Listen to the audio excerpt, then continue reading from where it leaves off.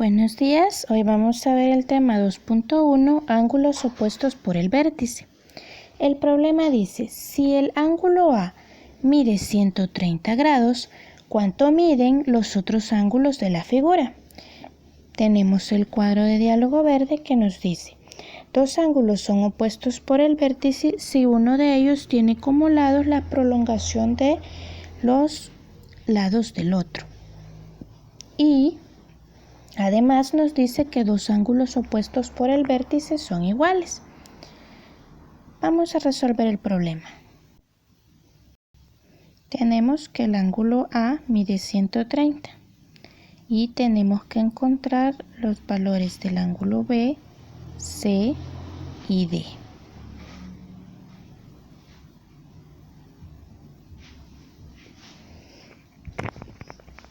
Lo primero que tenemos que observar es que los ángulos A y B están en una misma línea, en un mismo segmento de recta, por lo tanto, al sumar ambos ángulos me tiene que dar 180. A más B es igual a 180 grados. El valor de A ya lo conozco, es 130. Más B igual a 180. Entonces, ¿cuánto vale B? Pasamos a restar ese 130 y B nos queda 180 menos 130. Por lo que concluimos que B vale 50 grados. Significa que este ángulo mide 50 grados.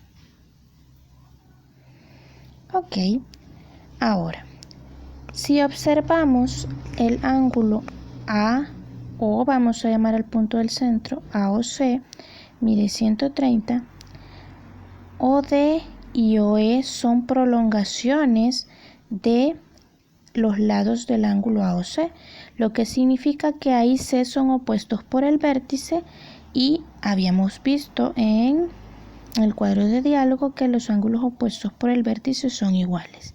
Significa que C mide 130. De la misma forma, en el ángulo COD, OA y OE son prolongaciones de los lados de este ángulo. Por lo tanto, son ángulos opuestos por el vértice, lo cual significa que D mide 50 grados. Tenemos entonces que A es igual a C y valen 130 y que B es igual a D y valen 50. Vamos a corroborar esta información.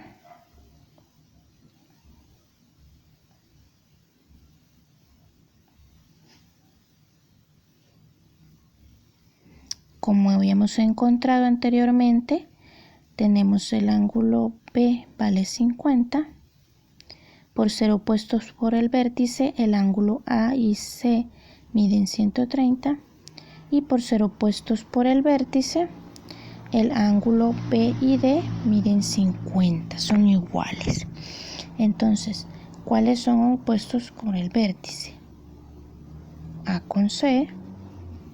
El ángulo A es igual al ángulo C y ambos miden 130. ¿Por qué? Por ser opuestos por el vértice. Esas explicaciones las van escribiendo en su cuaderno. El ángulo B es igual al ángulo D y ambos valen 50. ¿Por qué? Por opuestos por el vértice. Veamos este tipo de explicaciones, es lo que les digo que en su cuaderno siempre se escriben para saber por qué razón es que estamos diciendo que esos ángulos son iguales. Lo que significa entonces que ya encontramos la medida de los ángulos.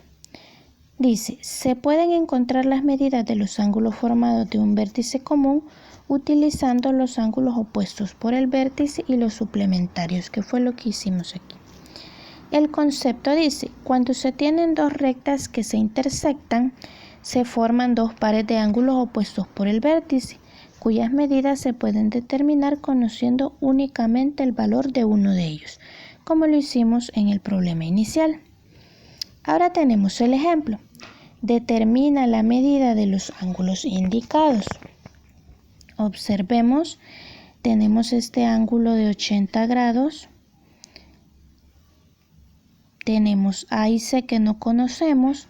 Y de este lado tenemos un ángulo de 40 y el ángulo E. Pero vemos que por opuestos por el vértice, al sumar E más 40, eso me tendría que dar 180. Perdón, me tendría que dar 80. Y A es igual a C. Veamos.